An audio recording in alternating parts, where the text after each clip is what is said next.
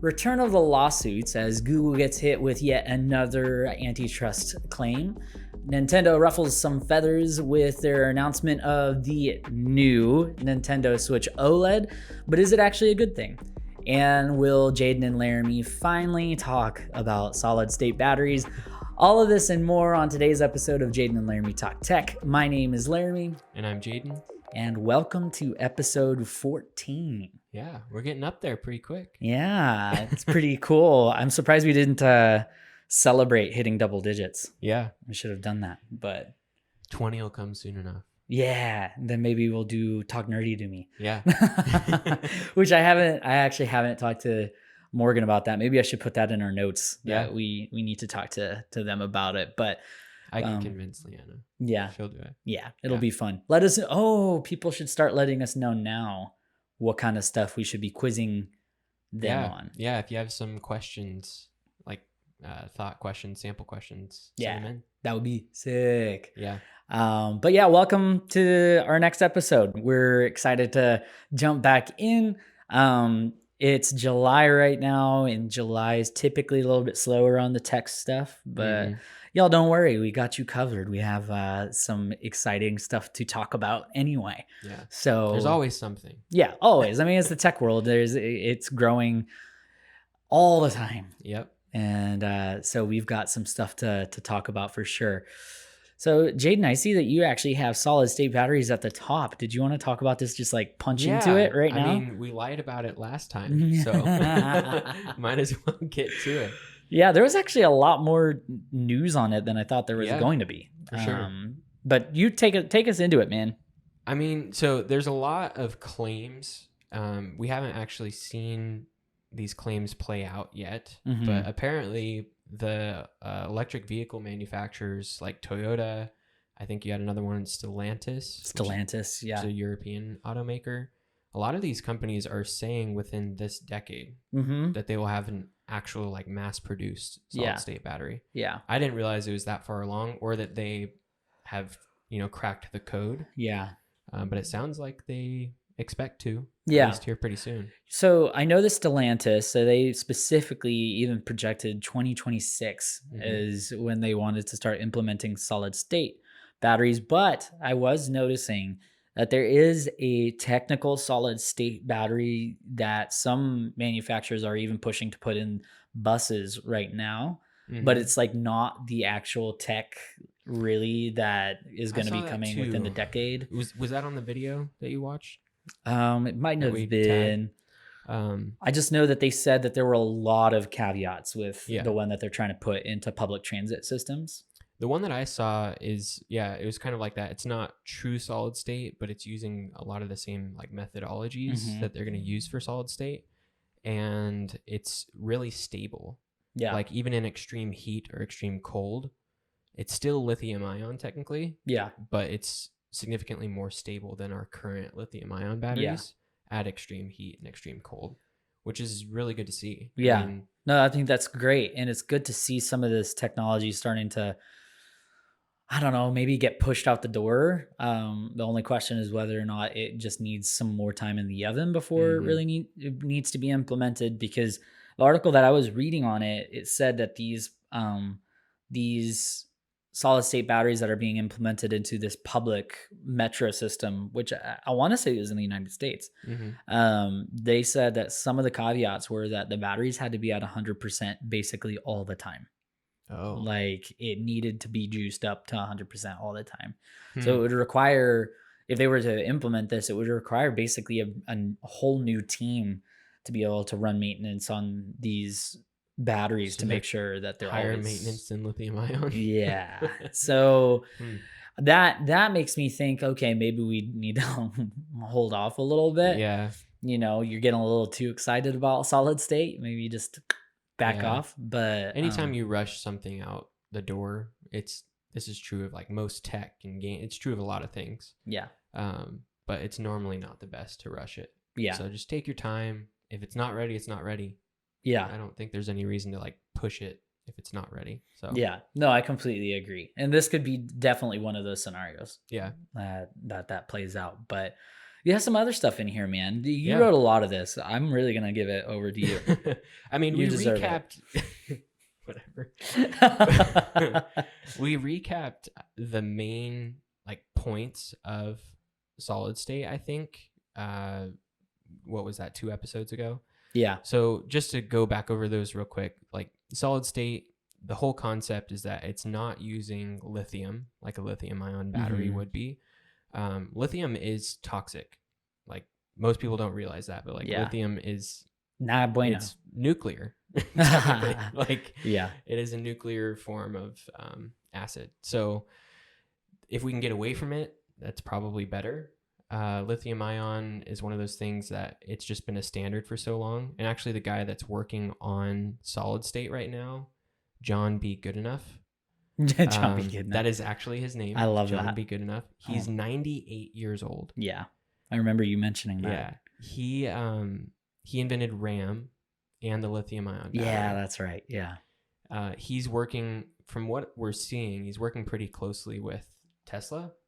With Tesla? Yeah. So Tesla is trying to crack the code truly on like mass produced solid state. I mean, Tesla. Yeah. Having that kind of firepower behind him. Mm-hmm.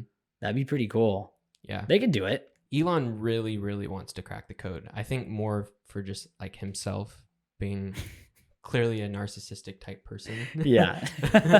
He wants to be the one that figures it out, probably with John B. Goodenough and some other really advanced battery physicists.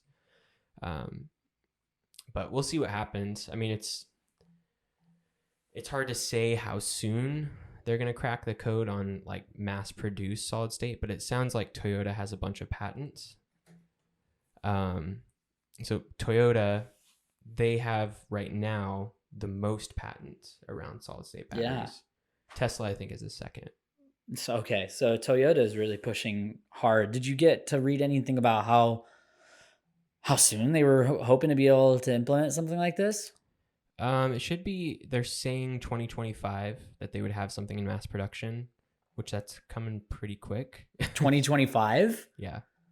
I mean, that'd be pretty cool, but so it kind of pushes optimistic. Yeah, and it pushes the whole idea again of do we really want to push this like technology that could be life-changing? Well, it will be life-changing once it is Yeah, it'll implemented. change the world. Yeah, it'll change the world. How fast do we actually want to push it out onto the market? Yeah, part of my concern is that they're going to push this really hard out the door 2025, 2026. But the versions that they're going to have for the first couple of years are not even close to what like a true solid state battery will be. Yeah. And like 2030. Which I guess, I mean, if it's a new technology, then we really shouldn't expect anything more than that. I wouldn't be buying an electric vehicle though with the earliest solid state batteries. No. Personally. If you've been following this podcast for any amount of time, then you should know that we talk a lot about how you really want to wait until at least Gen 3 of a product before you start investing into it. Yeah, of like a brand new category. Yeah, brand new technology. Like we're seeing that with the new Fold that's coming out. It's looking like it's going to be pretty awesome, but then also just cheaper. Oh yeah, the price is going to come down a ton, and it's going to be better than the last gen. What's it called whenever you're investing into something early? I can't remember. Early adopters? Yeah, early adopters. Yeah, there's definitely a tax. Yeah. Someone that buys into new tech because it's cool. I don't know. It's a hobby, so it's fine. But I mean, like charge up to 80% capacity in 15 minutes. Yeah, there's some crazy incredible metrics that they're coming out with. Like Toyota, they also are saying that they want to hold 90% battery performance for 30 years. Jeez. So it would never drop below 90% battery health. Yeah. For 30 years. That's insane. Yeah. Well, and I'm sure Elon Musk he must be pushing. He's pushing really hard for solid state, but not as hard as Toyota is, because have you noticed Toyota hasn't had any short-term plans for an electric vehicle? Like a fully electric fully vehicle. EV. Yeah, they have hybrids, but they don't have any EVs. Yeah. and this is why. So Yeah. Toyota is saying we're not actually going to introduce an EV until it's solid state. Yeah. Which, I mean, hey, So, it's almost kind of like treating current EVs as the Gen 1, Gen 2 thing, and that they're waiting for Gen 3, which would be solid state, before they really... Which Toyota has that track record of just like car technology in general. They don't normally adopt new things when it comes to cars. Yeah. They don't like reinventing the wheel, so to speak. Yeah. Like truly, they don't. Yeah. So we'll see. It seems like Toyota or Tesla will probably be the first one of those two companies to come out with it. I would love to see Toyota beat Tesla in that. I'm more of a Tesla fan than a Toyota fan. I can't afford either. So no, me either. Really, I guess. Yeah.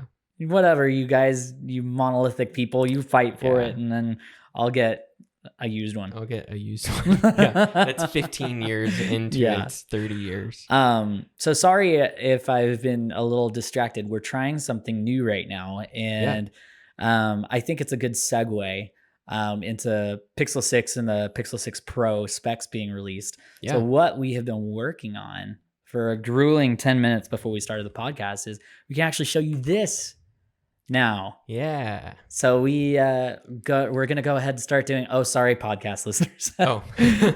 But we can share our screen now so that you can see what we're talking about. But it looks like, and so it's John Prosser of Front Page Tech. And it sounds like he got a pretty reputable source on what the final full specifications are going to be for the Pixel 6 and the Pixel 6 Pro. John Prosser's kind of been like I feel like lately the leak stuff has just been really bad, just on most accounts of everybody just not being able to predict very well what's going on. But I was telling Jaydan earlier when he sent me this article yesterday, right? That this spec list sounds pretty surefire. Yeah, it seems reputable. Yeah, it's not so far-fetched to believe that these are real. But if they are real, these are going to be phones to reckon with. Yes, absolutely. For the next year. It definitely pushes. I mean, it's all out. Yeah. All out phones. So sorry, podcast listeners. We will link this if you want to go look at the article. But just to kind of go through the list. So the Pixel 6, the smaller Pixel 6, screen size, 6.4 inches, display, AMOLED, rear camera setup, 50 megapixels for the wide, the normal sensor, and then 12 megapixels for the ultra wide. So that's probably going to be the same ultra wide that they currently have, which isn't actually a bad ultra wide sensor. No, it's not bad. Front camera, 8 megapixels. There are rumors that that's going to be still a 4K front camera. So 8 megapixels is actually just enough to pull that off. Battery about that. I don't take very many selfies, so yeah. Selfie video though. Yeah, I mean that's pretty cool. Yeah, true. Battery 4,614 milliamp hours. That's for a smaller phone. That's a big battery. Yeah, how much is the Pixel 5 right now? I think it's less than that. We can look it up. Listen, like now you guys can see us looking up stuff right away. Our news teams are on the hunt right now to figure out this information. 4080. So 4,080. So they're jumping it up 600 milliamps on their own silicon. Yeah. A bigger battery. We could be looking at 2 to 3 day battery life. Yeah. Because if I actually tried, I 100% could get to 2 days on my Pixel 5. You're easily a day and a half. And that's how I was on the Pixel 5 too. Yeah. It's a day and a half. Well, and not to read ahead, but you can see that it's not really sacrificing that many milliamp hours between the Pro and the So just Oriel. going to the rest of the list, the RAM on the Pixel 6, 8 gigabytes, which is the same as the Pixel 5. Storage, 128 gigs, kind of expected. And then on the Pixel 6 Pro, we're looking at a 6.7 inch screen, which is a pretty big screen. A little bit smaller than a 12 Pro Max, but not much. Yeah. Plastic OLED on the Pixel 6 Pro, and that's because it has the rounded edge on the screen, so you need that plastic OLED Not to be a able fan of that. to wrap. It depends on how curved it is. I'm not Yeah. a big fan of curved screens either. I would expect, but if it's really subtle, yeah, I if think it it's should be fine. subtle, I would expect that Google, it looks like Google's listening at this point.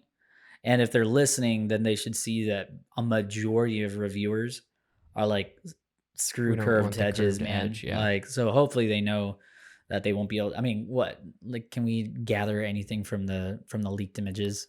Not really. Not I mean, really. like the front-facing ones, the front-facing renders, it looks pretty subtle. Yeah. The other thing that a lot of people don't like about the curved edges is the like touch rejection. Yeah. Is not normally that great. So Google being great at software, I think that they could nail the touch rejection on a curved screen a little bit better than other manufacturers. Yeah. Because that is just software based. I don't know though. Yeah, we'll see. We'll see. I just like, I'm I not like the a biggest flat fan of screen, curved. man. Yeah, I like flat screens too. It just has to be subtle, or else I'm definitely not on board. Yeah, for sure. Battery 5,000 milliamp hours. That's a big old boy. What's the FSA like maximum? I don't know. On a consumer smartphone, Like to be able to fly with it, there's like a limit to the milliamp? I know there's a wattage. Yeah. Like you can't have anything over 100 watts. Yeah. For laptops. Okay. I don't know milliamps though. I know that there's something about it. It's got to be pretty close to that number. Yeah, it's not. I mean, you can't go much higher than that. I mean, do you need to go much higher than that? If you're like busting through 5,000 milliamps in one day, you've got a problem. Yeah. Go enjoy the outside world a little bit, man. Like get your eyes off of your screen. Yeah. For sure. Did we mention 12 megapixel front facing camera? Oh, no. Because that's pretty... yeah, so front facing camera will be upgraded on the Pro, which makes sense. Yeah. And then also 48 megapixel telephoto. Yeah. In addition to the 50 megapixel wide. You know, being a dad, I can definitely see my OnePlus 7 Pro had a telephoto. I definitely use that because like sometimes it feels like you're a wildlife photographer whenever you're trying to get a shot of your kid. Like you don't want to move too much or they'll notice you and be like, oh, and then like stop doing the cute thing that they're doing. And so the telephoto is nice because he wouldn't like pick up on that. I was taking a photo of him far away. Yeah. Yeah. So telephotos are actually pretty nice. If you can get it in there without sacrificing anything, I'm all on board. It doesn't have the like depth though, of like how far the focal length will be on that. Oh yeah. I don't know. I hope it's more than 2 times, or else oh my gosh, if sort of seems worthless. No, there's no way they would put it 2 times. It has to be more than that. Yeah, it has to be more. Yeah. I would expect at least a 10 times if you're gonna put in a. You think so? Or sorry, not 10 times, a 5 times. Really? Yeah. So like, I actually really like the 12 Pro Max's 2.5 times though. So my wife, she has the 12 Pro Max. So I luckily get to use an iPhone whenever I want to. Luckily? Well, I'm kidding. But yeah, I mean the 2.5 times zoom on it is pretty good. Yeah. Well, and they also have what's Google's implementation? Is it Super Res Zoom or something like that? Which actually does a pretty darn good job anyway. So maybe I think at 2 times it actually is the same. Yeah. Yeah. The Super Res Zoom. I think it's just as good at 2 times as having a telephoto. Maybe. It's just like, so I don't, actually we can, let's just show you. These, I forget, his renders don't actually show the square camera here. There was some renders that I saw a squarish one here. Which could be periscope. Which alluded to a periscope. Which would be cool, but it seems too fancy for Google. I mean, it does seem like they're turning a new leaf with these new Pixel 6s, but it just seems too good to be true for them to try to implement a periscope. I don't think they should, because if you look at every manufacturer that has done like a really long length on the periscope, they rip it off the next year. Yeah. Samsung did it. They had the 100 times zoom and then they dropped it because it was too much. Yeah. And the picture quality wasn't that great. Well, and so I'm just going to go ahead and switch back over to our lovely faces.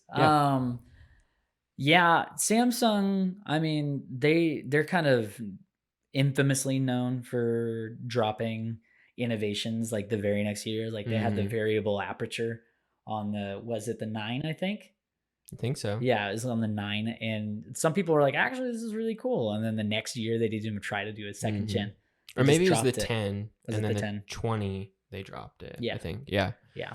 And so they are a bad example they're a good example of a bad way to do it, like implementing new stuff. Like, I think it might have been Linus, or yeah, it was probably Linus. He was doing a review of the Xperia 1 Mark III, I think is what it is. And it has a periscope camera. And he brought up, I hope that they keep this for next gen, because it was actually pretty decent. Which, I mean, we could, so what? Before we jump into Xperia, there's also just the storage options, more storage options. Yeah. Last thing is 5 years of software updates. So 5 years of software updates for the new Pixels. Insane. That's crazy. If they pull it off, if they like actually step on stage, or however they announce this thing and say 5 years, that's a direct shot at Apple. Oh yeah. I mean, I was joking with Jaydan earlier that very well could be the biggest upgrade of this generation. Sure. Yeah. Like 5 years of updates. It would be them standing on stage and actually addressing that we have the iPhone of Android now. Yeah. If they do that. Doesn't help people like Jaydan and I. No. There's no way we're going to hold on to a phone for 5 years. Or a year. Yeah, honestly. I mean, I'm probably going to get the Pixel 6. But for like the Pixel 6a, general consumers, that's amazing. Yeah, it's really cool. Yeah. So I think, it's slating to be pretty cool. I mean, the thing is that there's nothing really like surprising about this list here. Like, there's nothing that's like, except for maybe the battery capacities and then the 5 years of software. But I think that's good. Yeah. I think it's good that it's not surprising. I think it's a sign that they're making a true flagship. Yeah. If nothing on that list makes you go, oh, dang it, they're going to downgrade that. Yeah. Or the other side, they're going to go over the top on something just so they have to downgrade something else. Like, they're not doing that. They're actually making a true flagship off of the spec list. Yeah. So, which is great. Again, it's just like everything that you would expect in a flagship quality device. For sure. And then I also want to know, what do you guys think of aesthetically? This is so fun now that we get to show people like what do you think aesthetically of the design here? I think it looks great. Yeah. I'm there too. I really like the look of it. It does seem like a hard left turn from the design language that they've had. Yeah. Especially from the Pixel 5, because the Pixel 5 has that like stone look. It's like more natural. Yeah. This doesn't look like it's going that direction. It looks like it's maybe going more in Apple's direction. Yeah. Like something that's shiny, something that stands out as a tech product. It's very reminiscent of the Pixel 4 too. Yeah. With the rails. Edge rail. Yeah. Yep. And stuff. And I'm here for it, man. I think it's cool looking. I kind of prefer like the more natural design language that they had. Totally. But I do like this. Like, I can appreciate the soft glass. And the rumors are, you can't really see it in the renders, but like the glass will be soft touch. Yeah. Like, they're actually going to make it more matte feeling. Yeah. Which I think that'll kind of push it a little bit closer to the more natural feel. Because this is probably, I know this was divisive. I'm holding up my Pixel 5 right now. This was a divisive. I love the back of that phone. I should switch over here. This was divisive. A lot of people were unsure. Mm-hmm. This is my favorite looking phone I've ever owned. I love this phone. I love that phone. The symmetrical bezels, the texture, the look. I have a pair of headphones that look exactly like this, and it's just, I love it. It's absolutely amazing. It doesn't damage either. There's really, the only damage that I've been noticing is on my port. Really? My port, for whatever reason, which is weird because the only time that I plug it in is with Android Auto. But Maybe it's a factory defect. I don't care. I mean, I love it anyway. But I do hope that it's soft touch. I'm there with you. Yeah. Could you imagine if this was actually like this kind of material, just this area right here? Yeah, that'd be cool. If this section right here was the material that they used from before, the bioresin stuff. I think they're saying that's glass, but it could be aluminum. Yeah. With the same bioresin that they're doing. Why?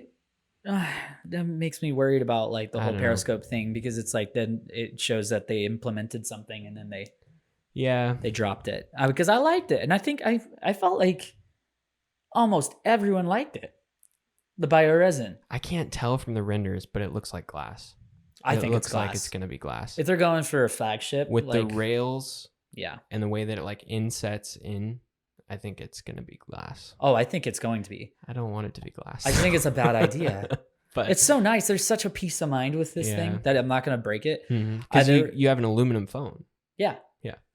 And like Android Authority posted a poll. I think it was Android Authority posted a poll about like how many users, Pixel 5 users, went caseless. I was shocked. It was like close to 50-50 of people like being like, oh yeah, no, I don't feel any need. It has that textured back, which makes you more confident in holding it. Well, and then the secondary poll was, for those of you that go caseless, how many of you does your device look awful now? It was like nobody. Everyone's like, oh no, it looks fine. Looks great. Yeah. Dropped it a couple times in the comments. It was like, dropped it a couple times and it's good. So I hope, but yeah, that's looking like glass to me. And the way it insets into the rails, it looks like glass. I hope not, but well, yeah, and it'd be weird to have two different materials too on the outside here, which I'm gesturing at this. It would be weird to have two different materials. So I don't know. We'll see, but that is I don't know. I'm getting more and more excited about it. Fancy plastic. Fancy plastic? I'd be down. I'd be okay with it being plastic more than glass. I think a lot. I don't know why, but I think a lot more people are starting to just realize that glass is just not the superior material. Actually, I just thought of that. If that was plastic, I would like that more. Then if it was aluminum? If it was good plastic. Well, I don't think it's aluminum. Yeah. At all. Yeah. But I do think it's glass. But if it is plastic, I would take that over glass. So here's the thing, though. The reason I think that it's probably glass is because glass has become synonymous with flagship. Yeah. The weight, the tech world. The weight matters too. Yeah. So glass is heavier. People equate like something that's heavy with quality. Yeah. They just do. In the human mind, you do. Even though that might not always be true. But, yeah. But it's probably going to be glass. I think it's going to be glass. Let's hope it's not. Yeah. But we'll see what happens. Yeah, we'll see what happens. But they're just good ways to do it, you know. Honestly, Samsung's Glastic wasn't horrible if they just like did better on marketing it. Like people are just upset because it's like well, I mean, I guess that's a good indicator that it's probably glass. Yeah. Because people were pretty upset. You're charging this much money and for it's a plastic phone? Yeah. And it's like, well, yeah, but you don't understand that it's actually better for you. Yeah. It's a better phone if it's not glass. Exactly. But people put a case on most of their phones anyway. So it's true. Do you still go caseless? All the time. Yeah. If this wasn't, well, I guess I paid $550 for mine, but I'm just someone who cares about resale value too much. I did want to ask you though. I alluded to this earlier. Have you looked at the Xperia 1 Mark III at all? What are your thoughts? Cool. Yeah. I mean, like, what is it? $1,200? Yeah. Yeah. Like, it's the same way I feel about most Sony products. Yeah. It's overpriced. Yeah. And they don't care. Yeah, because they're Sony. It's just still strange to me that they can't get a foot in the mobile department. They don't care to though, because they made a flagship that's $1,200, and no one's gonna pick that over a Samsung. Yeah, Ultra. In my notes, not going to. It says I would pick it over the Ultra. If I had to pick between those two phones. Yeah, between those two. If I had to pick between those two phones, for sure, I would pick that. But like a general consumer is not going to. No, they're going to pick the Samsung Ultra. Yeah, because it's marketed better and it's in your face more. Yeah. I did write in the notes, one of the best phones you'll never hear about or ever own.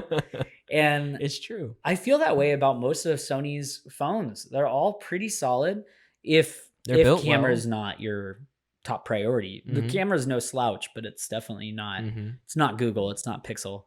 But it's just, I love its form factor. The 21:9, I think, is what the aspect ratio is. I think that's really cool because you get a big phone, but it still is one-handable.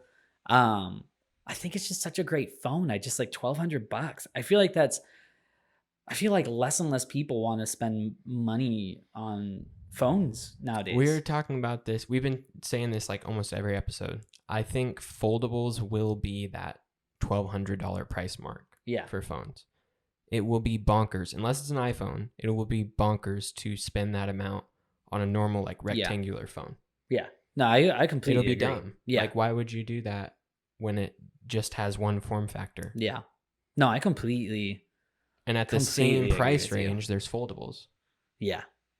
It just doesn't make sense. No, it doesn't make sense. And so I'm right there with you.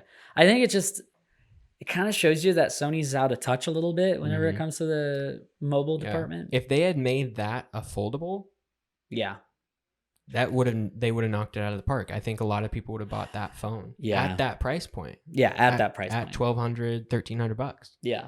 Well, and mobile tech foldable tech is becoming more and more affordable. Yeah. We'll see the pricing drop. So maybe we'll see. I don't know. Do you know who makes the displays on Xperias? Is it a Samsung display? I think it's Samsung. Yeah. Yeah. So they would just use Samsung's foldable display then.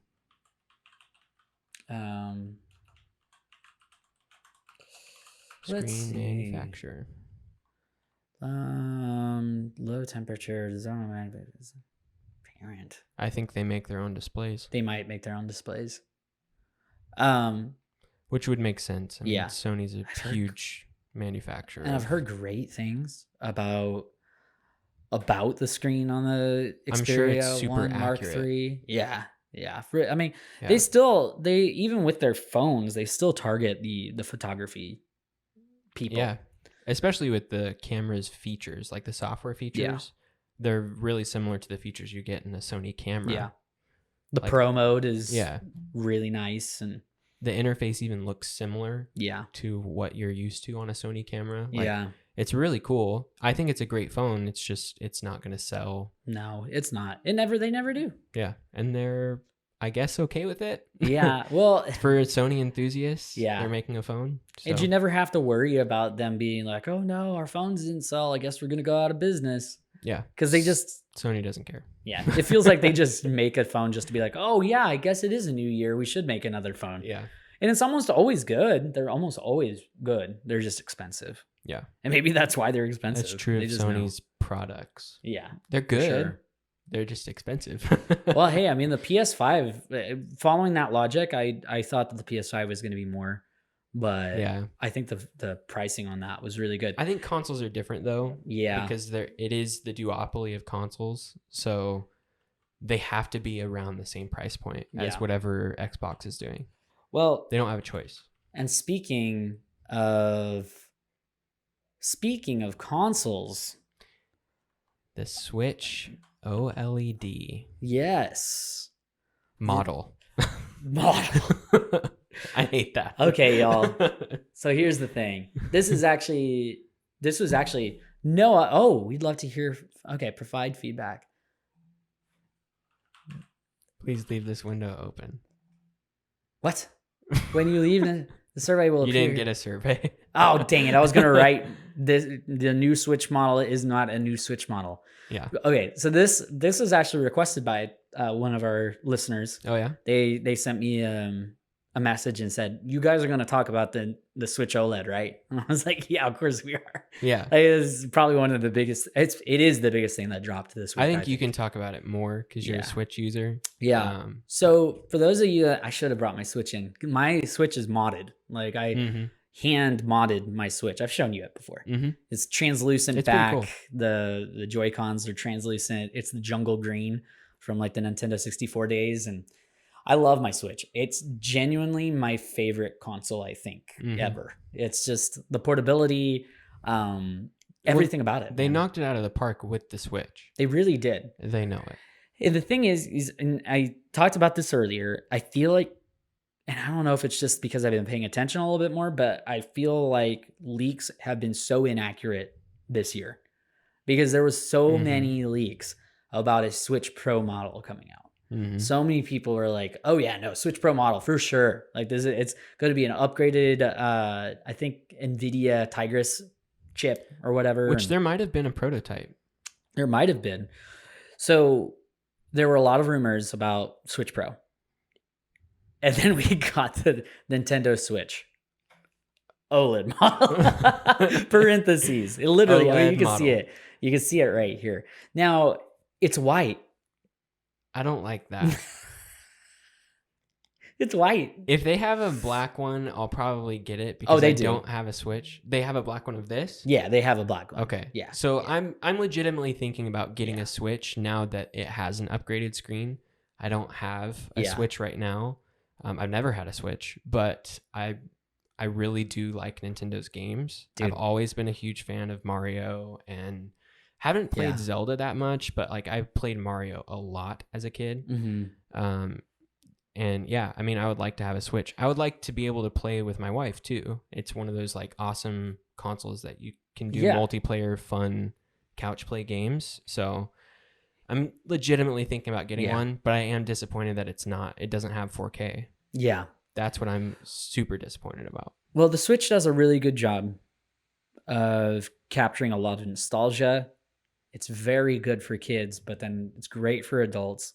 Me being a dad, I don't have to have a game playing on my TV to be able to play it. Yeah. I can just play it on the couch, and then when kiddo goes to sleep, dock it, and I'm ready to go. Yeah. Therein lies my next point. This actually is probably just a good idea. People are going to buy it. It is an upgrade, and it's undeniably an upgrade. The screen, it's a brighter, better. Is it bigger? The bigger screen? Bigger screen, same footprint. Yeah. So the screen is just going to be less bezel. The dock has an integrated Ethernet jack in it, which that's cool. Cool. And then just about the kickstand is better, which thank the Lord. Not that I ever use the kickstand anyway. And then the audio is better. So there's quite a bit that's better. It's $350, which the launch price of the Switch originally was $300. So is it true that they're going to sell the Switch and the Switch Lite? Yeah. I'm sure. Why? So here's Dave 2D. Did you watch Dave 2D's video on this? So I was one of the ones that was like super upset. I was like, "Are you kidding me? An OLED screen?" You were ready for the Pro. Oh yeah, I was ready for the Pro. I was like, "I want that 4K, man! Like, I want that'd be so cool." But the more that I think about it, the more I'm like, I've never really desired more performance out of my Switch. It's actually handled everything except for The Witcher 3. It did not handle Witcher 3 well at all. And that's not what a Switch is for. Exactly. That you hit exactly on the point I was going to go into. People were wanting the Switch to be able to compete with PS5 and Xbox. It doesn't need to. It doesn't need to, and it never was designed to. Yeah, it literally is replacing the Nintendo 3DS. Yeah. That's the device that they replaced. Yes. But you can also plug it into your TV. Amazing. That's like the roadmap they took with the Switch. Yeah. I feel like people were like, no, this replaces the Wii or the Wii U. No, it doesn't. This replaces the 3DS because they needed a portable console that was really good. And they made that. Yeah. It also docks and plugs into your TV. It really covers so many. That's what it is. Covers so many boxes. It's portable first. Yeah. That's why they sell it to you that way. And you still have the Switch Lite, which I still wish that they wouldn't name it the Switch because at that point it doesn't switch. But so here's my thing. The only thing that I will say about the new Switch OLED model is that the $350 price mark is a little absurd to me. Yeah. For I can see that. almost 5-year-old device, you're not getting a new chip. You're just getting an OLED screen, bigger screen, and an Ethernet adapter built in, which It's probably gonna have great better things. battery life, right? Because of the OLED. It'll probably be better. But the thing is that you're paying $50 more for the OLED screen, but that stuff's getting more and more affordable anyway. Sure. So it did not cost them $50 to put this screen in here. No. And you're getting a 5-year-old chip. If you said that on any phone, any laptop, Yeah, it'd anything, be a joke. You'd get laughed. But it's a Switch, so they can do it. And the argument here is that if you were to try to put a better processor in it, or try to up it to 1080p in handheld mode, 4K in dock mode, then your battery life takes a significant hit. Sure. At that point. And I don't know if I'd actually want to sacrifice good battery life over performance that I'm not noticing on a little 6, now 7-inch screen. I'm not noticing that kind of like jump in resolution. Sure. Now there's this thing, I don't remember what it's called, but there's actually this adapter that you can buy on Amazon that, like, now that we have this capability, you guys are going to, wait, I'm not going to show you my Amazon list right now. I don't know what's on there. Not that I get kinky just or anything. Diapers. Yeah, it's probably just all diapers. Yeah, and guitar strings. That's all it is. So it's like a Switch up res adapter. So anyway, my whole point is that I don't think it actually needed to I don't think it ever needed to upgrade its graphics. I don't think it needs it. Monster Hunter is coming out, and I'm super excited about that. Monster Hunter Stories is coming out. Isn't that coming out on Stadia too? Computer. I don't know if they announced it on Stadia, but it is coming to PC. I want a 4K adapter, maybe 4K adapter. Yeah, let's try that. Let's just go Nintendo Switch 4K adapter. Maybe I'll just have to. Oh, here it is. I think. Oh gosh, it's one of these things. Anyway, so there's this little adapter. Oh, we're getting closer. Okay, and now I can show you guys the screen. Unless you're listening, then I just apologize. So there's this adapter, and it's not this one. There's one that's like $100, but it's by the same company. So you can find it. Maybe I'll put a link in it. Yeah. A link to it. But what it basically does is it's like adding anti-aliasing through an adapter for your Switch. And the reviews are actually great on it. Like slight upscaling. It just makes everything look that much crisper. It makes everything look that much better. What does it look like on your 4K TV? It honestly, it honestly looks fine. Yeah. See, that's what I'm thinking. Is like most Switch games, you're talking about like Mario, Super Smash Bros, like multiplayer games that you would play on the couch with someone. You don't need 4K. Yeah. No, you don't. You maybe want 4K, but you don't need it. And I think that therein lies the problem, is that we didn't need it, but we wanted it. We wanted a Pro. Now, am I going to buy this? Probably. Now, saying all of that, am I going to buy it? Probably. Because the resale value of Switches right now is absolutely insane. Yeah. And mine's modded. My problem that I have with Google products is your problem with Nintendo. Oh, yeah. And Sony products. Oh, yeah. Or PlayStation. No, dude. And just like release this stuff and I'm going to buy it. I know I'm going to. An OLED screen, and it's bigger, and, white matches my aesthetic because I have a PS5. See, if they didn't have a black model like you're saying there is, I wouldn't buy it. Yeah, it's right there. Yeah. And I mean, the Joy-Cons are still going to work on it, which is great. If it was a Switch Pro or a Switch, 2, then forget about all the accessories you've bought. From what I understand, that's black version right there. Sweet. From what I understand, I don't remember my point. From what I understand. Splat. There it went. So they didn't need it. Now I know. So Mike is the one that's texted me and said, you guys are going to talk about this, right? I'm sorry, Mike. I know you actually hate that this happened.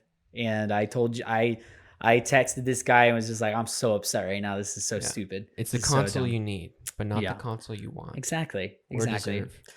Oh yeah, no, from what I understand, this is what I was gonna say, and it has nothing to do with what we're talking about now, but accessories that you bought for your original Switch are going to work Yeah, on because this. the dimensions, like you said, are Haven't the changed. same. It's Yeah, just a bigger smaller screen. bezel, which makes a Yeah, bigger screen. exactly. That's perfect. Yeah. If And they had not have done that, I'd be pissed for all of the Switch users. yeah, That's an Apple move, which Nintendo does do Apple moves pretty often. because they So, can. yeah. Because they can. And so, I mean, people are still gonna buy the heck out of this thing, man. Oh, for sure. Like it's going to be another PlayStation 5 Xbox thing where you're not going to be able to find one. This will probably be what I asked for Christmas. Yeah. To be honest. Oh yeah, you should. Switch is just the best, man. And Yeah. like some of my favorite games are on the Switch. Mhm. I mean, think of their exclusive content, man. Yeah. Pokemon. That's what I would buy a Switch for. Yeah. Because I play Stadia very casually. I am the target user for Stadia. Yeah, for sure. Like, I don't want to spend $600 on a console because I just don't play games enough. Yeah, totally. But the Switch is perfect. No, it really is. It's a casual console. Take it on plane rides. It's a godsend on plane rides. Yeah, I would love it. Yeah. I would love it for this Italy trip that I'm going on. But, hey, man, you know. Well, and I know that I'm going to be able to sell my Switch. I could, if I wanted to, I could sell it for like very minimum $250. Yeah, because it's modded and there's a pull to that. It's such a market. There's such a market for Switches. Like you can get your money back on it. Thing is that I don't know if I'd be able to get one of these right away. So I'm not gonna get rid of mine. Not with the chip shortage. Not with the chip shortage. So yeah, am I upset that we didn't get an upgraded processor? Yeah. But at the end of the day, when I calm down and the little teenager in me is like, fine, I'm like, okay. I mean, I guess it makes sense. There have been some rumors that have been saying don't count out a pro model. I've heard that. So we'll see. Don't hold your breath. I'm not holding my breath. I'm not. No. Fool me once, Nintendo. Maybe next year. Yeah, maybe but next I wouldn't year. see them introducing this and then a pro. Yeah. No. No. 6 not months. Not gonna not this year. No. But like you just think about how Switch is able to still play the games that it does on a 5-year-old processor. It does get me excited for the inevitable Switch 2. Mm-hmm. Like, and I think that's probably what'll happen is it'll just be the next generation. That will be the most likely story. Yeah. Is we'll have a Switch 2 and that's backwards compatible to these games. Yeah. But totally different accessories. Yeah. I was about to say that their backwards compatibility has always been basically like market leading. Mm-hmm. And so, it'd be such a no-brainer for me that I would just buy. So it's making me think, well, I'll just probably keep my Switch until that comes out. But one thing I will say though is if you never take your Switch out of its dock, you're boned on the new Switch OLED. Yeah, because there's literally no upgrade like for you if you never undock your Switch. That's true. If you only used it docked. Yeah, which is what my buddy Mike said. Is he's like, no, this is a loss for me because I'm never I never take my Switch out of its dock. And I'm like, oh well, I literally play my Switch all the time on dock. Yeah, so it's just I don't know, man. It's very divisive. This is the slim, quote unquote slim console though. Yeah. Right. Like this is the slim. Yeah. So you shouldn't be upset that the slim doesn't have a better processor. It has the same processor. Yeah. Right. It's just funny that they've released the slim 5 years into its production cycle. Yeah, but it is Nintendo. Yeah. They can get away with it. They have their own timeline. Yeah. They live in their own universe. Everyone's gonna bellyache and be upset about this, and then they're gonna be like, but you can do nothing because just buy it. You're a Nintendo user. Yeah. It's like I can just see someone just being like, oh, I hate that you're doing this. Nintendo pulls out their wallet. I hate it that you're making me pay this money. And Nintendo's just like, yep, so sorry. Yeah. Take that money right from you, man. But yeah. All right, so that's the Switch. I'll probably get one, and so will Jayden, and then we could play Monster Hunter together. Yeah. I'm still trying to get somebody to buy it. Once every 2 months. Once every 2 months. I hardly ever play games. Oh, yeah. I play games quite a bit. Yeah. So let's jump into the next topic that we had in our intro, which is the Google lawsuits. Yeah. I want to hand this over to you, man. Give us a rundown What's going on? What's going on in the world, man? 36 of the U.S. states are coming together to sue Google in a pretty big antitrust lawsuit that looks a lot like the Apple antitrust suit, but this is coming from attorney generals, not coming from Epic. I didn't know that. Yeah, Epic has a separate lawsuit that is coming for Google for a lot of the same reasons that they're going after Apple, which makes sense.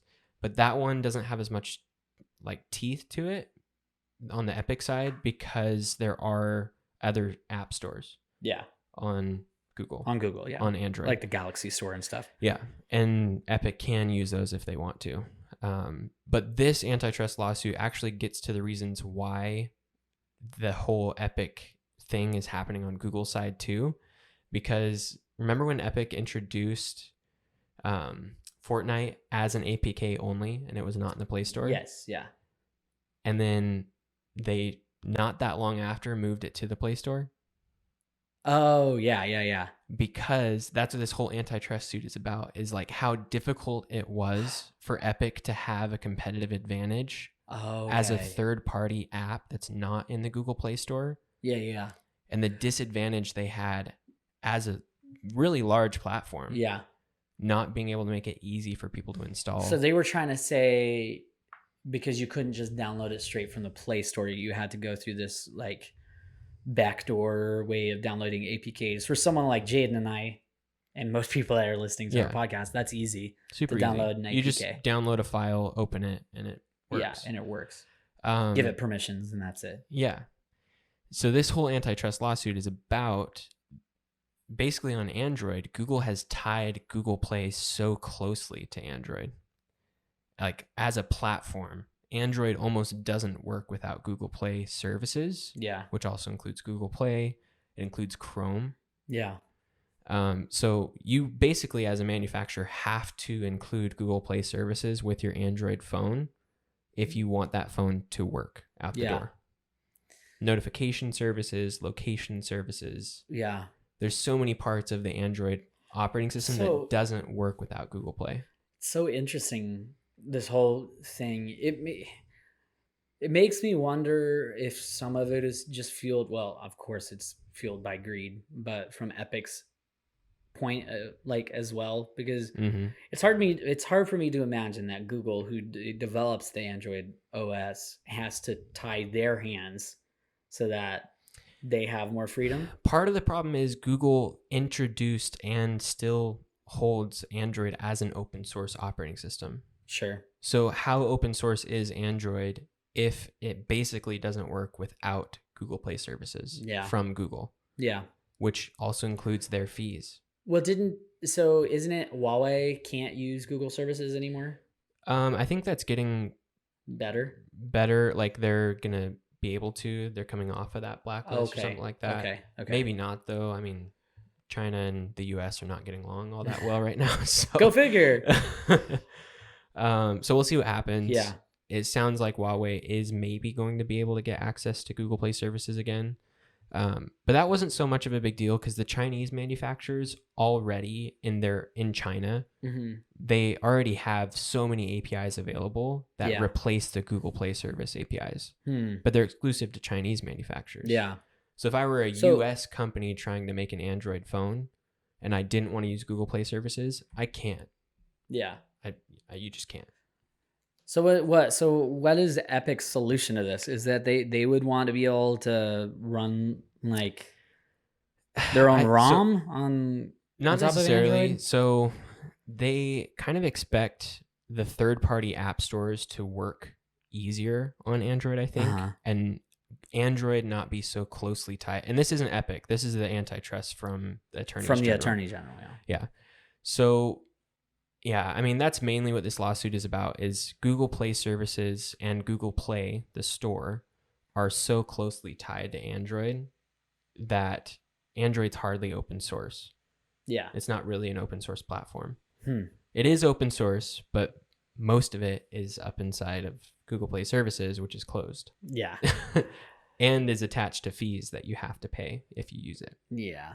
I can definitely see, I mean, I'm sure that Google is just as guilty as Apple when it comes to trying to pigeonhole people into using their services because they want your information, just like any other company. It's a double-edged sword because, like, I don't really want this lawsuit to, play out in a way that Google has to rip apart Google Play services from Android, because a lot of the security that Android has is inside Google Play services. Yeah, for sure. And then do you remember Project Mainline a couple years ago where they said that they were going to put the security patches inside Google Play? Yes, I do remember that. Yeah. So they announced that, I think it was 2 years ago at Google I/O.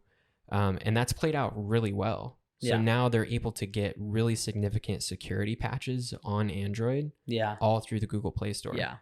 Has nothing to do with it's been so much better. Carrier updates and all that. It's been so much better in recent years. If you're on an older version of Android, you still get some recent security updates, which is a huge deal. If they force them to rip Google Play out, it undoes all of that.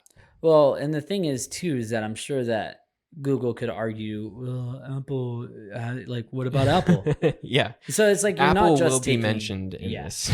So you can't take down Google without also taking down Apple. For sure. So it's just really weird, like how that will change the landscape of privacy and, honestly, efficiency within operating systems. Because you can't argue that having these walled gardens does provide a lot of optimization and efficiency and security. And so removing that, I mean, like you said, it could be a very double-edged sword where now we're arguing for Apple. We are. It's such a weird teetering. It really is argument, because now we're arguing the exact arguments that Apple has for their lawsuit. Yeah. No, for sure. I completely agree, because I can understand. Yeah. I can understand where they're coming from. I guess the only thing is that it's a little less so with Google. Yeah. Just less so enough that I love it. Because I can download another store. Yes, exactly. I can go and get the Amazon App Store. I won't. Yeah. But I can. Yeah. So that's the funny thing, is that it's like that's when it starts to get into petty, where I'm like, okay, are we being petty here? That you're like, oh, you're making it too difficult for me to be able to put up a competing store. When Google's like, well, why am I going to help you? Like, like, why should I make it easier?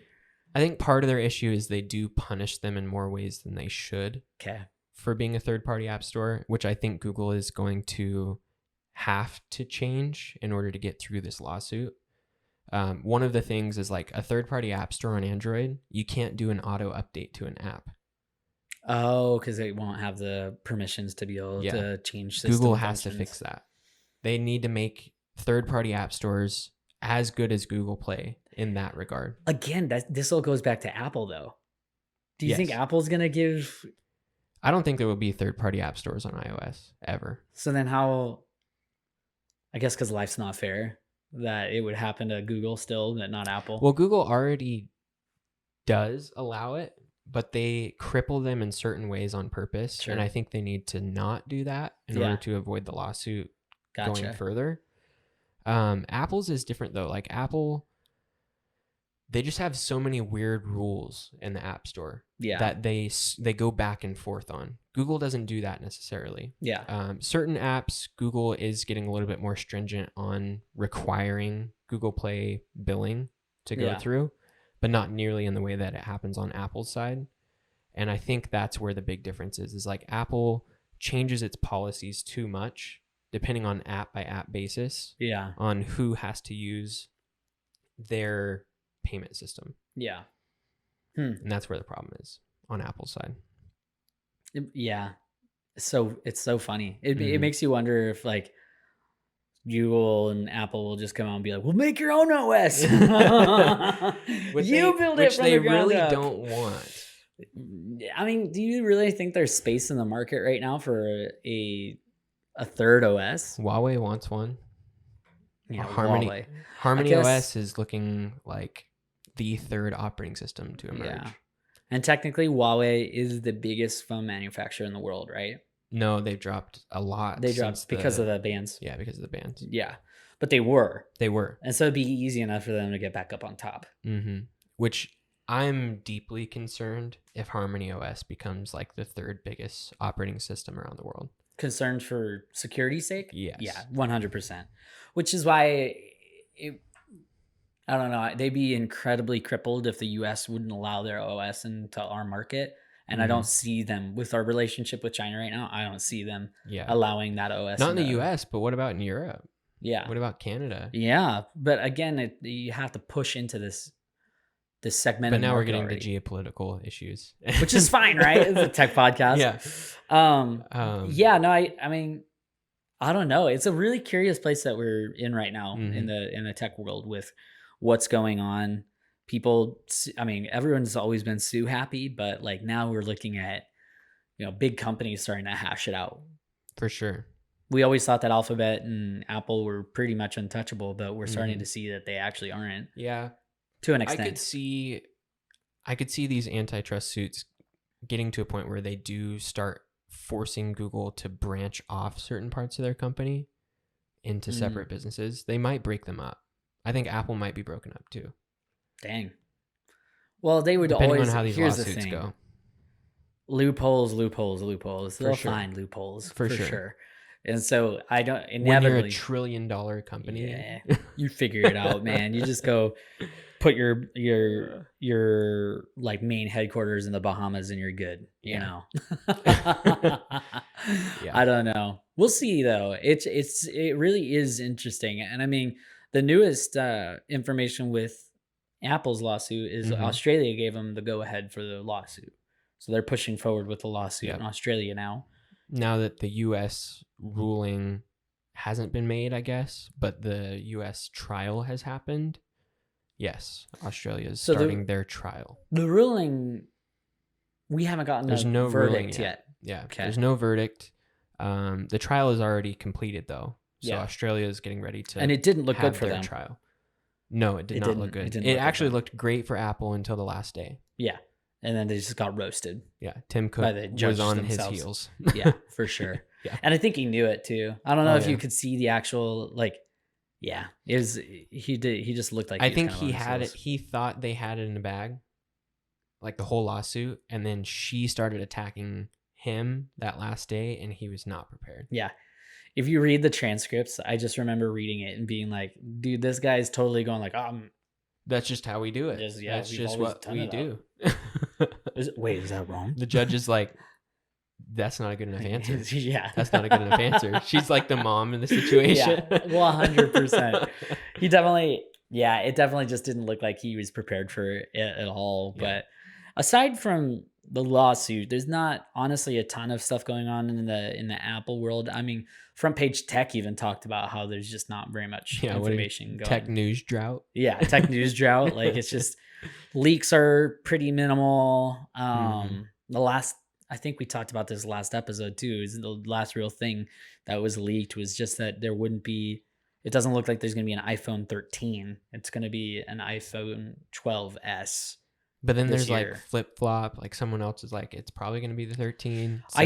So there didn't we report on Apple purposefully giving out bad information recently? I think so. Yeah. So I think it's showing that Apple's just getting wise about how to really trick these guys, because I think they've patched some of their leak holes. I think so too. Just in the last year. Yeah. And they've been making fake leak holes. Yeah. Like so that, well, and then there was also that, that information about how they're really going after their employees now too.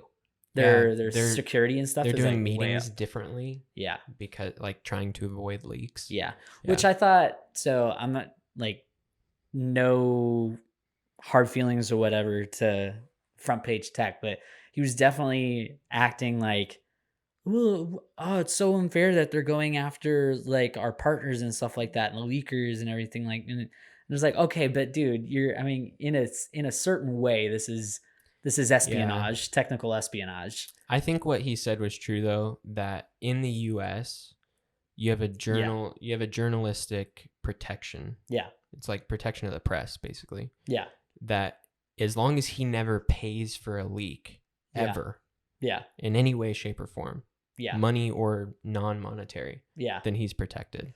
Yeah. I think that's right. I think that For that's how sure. it should stay. I'm not completely convinced that money doesn't get exchanged in all these things with all the different leakers. Yeah. And that there's also just the question of, but you're gaining monetary, uh, gains Value. I mean, his from YouTube channel from and your his new website. from reporting on it. Yeah, So you're encouraging more people to leak. So it's just for sure. it's this weird thing. I get it on both ends. You're making a business out of leaking stuff, but of course these companies are going to get upset at you that you're leaking the information. Yeah. I do feel sorry for the King renderers. Did you hear about King? Over in China? That's what that whole video was. Oh yeah. Apple sued the guy in China because he doesn't have the same protections that free US speech people have. Yeah, which that sucks. No, for sure. I think it's just kind of. It just really shouldn't be surprising, I think, is really what it comes down to for me. It's like if you mess with the bull, you're going to get the horns. And sure. if someone came like snooping around your house, like looking for stuff to like report on, you'd be upset that they're snooping around your house, right? Totally. From a business perspective, you can't blame Apple. No, you can't. Like there are significant losses to Apple from leaks. Yeah. True. Like they get some value out of people talking about it. Yeah. But they have more value out of keeping that stuff under wraps until it gets announced. Yeah. So I think it's just kind of one of those things that I genuinely, except for the King guy, but just because he lives in China and sucks to live in China. Yeah. But really, I just don't feel bad for most people involved in this situation. I don't really feel all that bad for Apple because it's like, you're trillionaires or whatever. But then I also don't really feel bad for leakers that are getting like stopped by Apple because it's like, that's kind of the name of the game, man. Like when you go into this kind of stuff, and leaks will always happen. I just feel like leaks nowadays are getting less and less reputable. I just don't think that you can really count on a lot of it anymore. But then again, there's constant leaks. Do you remember the time when like it was pretty rare to know exactly what a phone looked like, especially an iPhone? Yeah. To know what an iPhone looked like before it released. Yeah.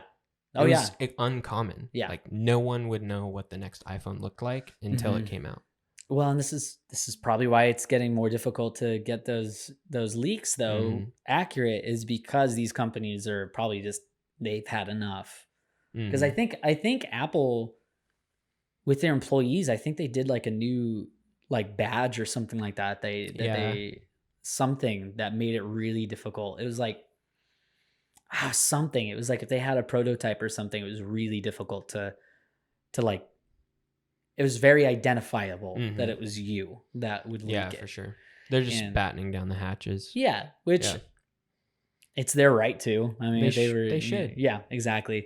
So, I mean, it doesn't mean that we're going to stop looking for the leaks. No. Because we're still going to look at it. We're not doing anything We're illegal. still doing tech podcasts. Yeah, it's just a tech podcast, man. I know Apple's listening to every one of these episodes, personally. Hi, Tim. Yeah, Tim. Hi, Tim. What's up? Invite us to your next thing. I'd love to take a tour of that dollhouse. It's pretty cool. Oh, yeah, I'd love to. But it just goes to show you really should take all of this with a grain of salt. All of the leaks, always, sure. You should take with a grain of salt. And I just think that more and more companies are going to start realizing maybe if we leaked a bunch of misinformation, because that's what I would do if I was a company. I would leak a lot of misinformation. So even when the real thing gets leaked, it's like me, I'm just getting, if they leaked another, like, no, Nintendo Switch Pro is actually coming out, I'd be like, whatever, dude. I don't believe you. I think that's a good strategy. I also think that, which it wasn't even a strategy, but like, do you remember the one time Google introduced the 4? They showed the back of the 4 after it leaked. Yes. They like confirmed it. I wish more companies just did that. Yeah. Yeah. Like just when you have finalized your prototype, say like, just do a public announcement like this is what the back looks like. We can see. Then you would avoid leaks because you just leaked it yourself. Yeah. And people would kind of not really be that interested in. Yeah. I guess it just depends on what process they're at within the designing, because if it's like finalized and like, this is what it's going to look like. We're in production phase. I would love to see Google just do another tweet like that of the Pixel 6. Yeah.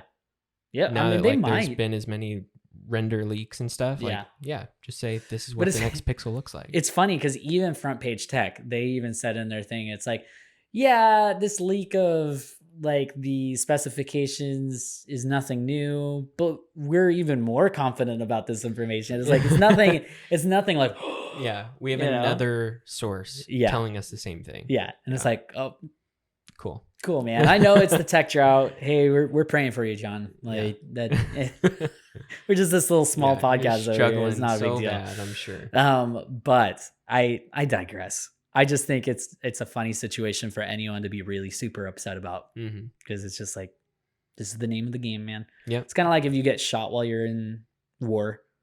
How you yell to the other team, "What are you doing? Why did you shoot me?"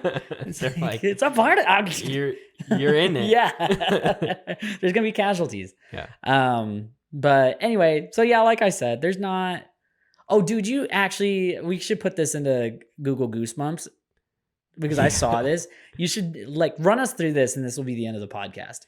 So super freaky situation. The FBI sold Google Pixels with like purposeful backdoors installed on them in the secondhand market. Yeah. Like off secondhand eBay, right? phone market. Yeah, on eBay. Yeah.